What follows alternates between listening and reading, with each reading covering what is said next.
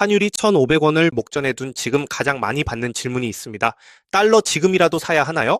결론부터 말씀드리면 달러는 투기가 아니라 생존을 위한 필수 보험입니다. 오늘 영상에서는 한국 돈의 가치가 계속 떨어지는 구조적인 이유와 지금 시점에서 안전하게 내 자산을 지키는 현실적인 방법을 알아보겠습니다. 구독과 좋아요 부탁드립니다. 많은 분들이 환율이 오르면 그저 해외여행 갈 때 비싸지는 정도라고 생각합니다. 나는 해외 안 나가니까 상관없다고 하시는데 이건 정말 위험한 착각입니다. 환율은 대한민국이라는 국가의 성적표이자 여러분이 가진 돈의 구매력 그 자체입니다. 우리가 입고 먹고 쓰는 대부분의 것들은 수입에 의존합니다. 기름가스, 밀가루, 사료, 곡물까지 전부 달러를 주고 사와야 합니다. 환율이 1,200원에서 1,400원대로 오르면 앉은 자리에서 수입 물가가 15% 이상 폭등하는 효과가 발생합니다. 월급은 그대로인데 장바구니 물가가 미친 듯이 오르고 주유소 기름값이 뛰는 이유의 핵심이 바로 환율입니다. 지금 우리가 겪고 있는 고환율은 일시적인 현상이 아닐 가능성이 높습니다. 과거에는 위기가 오면 환율이 튀어 올랐다가 다시 1,100원대로 돌아오곤 했습니다. 하지만 지금은 위기가 아닌데도 1,400원대를 유지하는 뉴노멀 시대가 되었습니다. 이 말은 여러분이 은행에 성실하게 저축한 원화 자산의 가치가 국제적으로 보면 실시간으로 녹아내리고 있다는 뜻입니다. 미국 사람이 볼 때 여러분의 자산은 작년보다 10% 이상 가난해진 것입니다. 이 냉혹한 현실을 직시해야 내 돈을 지킬 방법을 찾을 수 있습니다. 그렇다면 왜 한국 돈의 가치는 이렇게 힘을 잃어가고 있을까요? 단순히 미국이 금리를 안 내려서일까요? 그보다는 우리 내부의 기초 체력이 약해졌기 때문이라는 게 전문가들의 공통된 분석입니다. 첫째, 한국은행의 금리 딜레마입니다. 교과서적으로는 환율이 오르면 금리를 올려서 방어해야 합니다. 금리가 높아야 외국인 투자자들이 한국에 돈을 맡길 테니까요. 하지만 한국은행은 금리를 마음대로 올릴 수가 없습니다.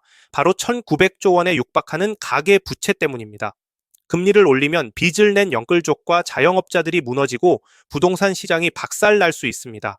반대로 경기를 살리려고 금리를 내리자니 미국과의 금리 차이가 벌어져서 외국인 자금이 썰물처럼 빠져나갑니다.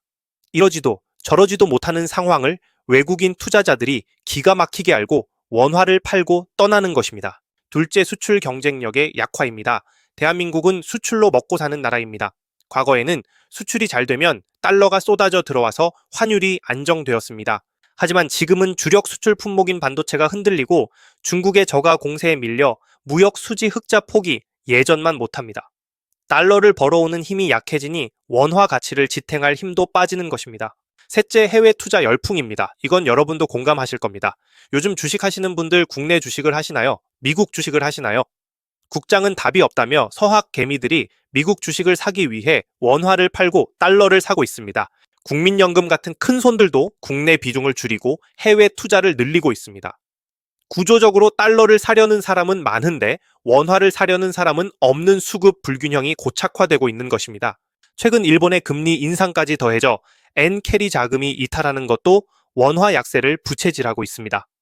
이런 구조적인 이유들 때문에 환율은 쉽게 내려가지 않고 고환율 기조가 장기화될 가능성이 매우 높습니다.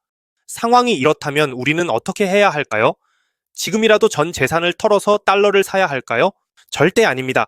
환율은 신의 영역이라고 불릴 만큼 예측이 어렵습니다. 지금이 꼭지일 수도 있습니다. 따라서 투기 목적으로 접근하면 낭패를 볼 수 있습니다. 하지만 자산 배분과 보험의 관점으로 접근한다면 이야기는 달라집니다. 가장 현실적이고 안전한 생존법 3가지를 제안합니다. 첫째, 자산의 20%에서 30%는 달러로 보유하십시오. 이건 수익을 내기 위해서가 아니라 위험을 분산하기 위해서입니다. 한국 경제가 정말 힘들어져서 환율이 1,600원, 1,700원으로 폭등한다고 가정해 봅시다.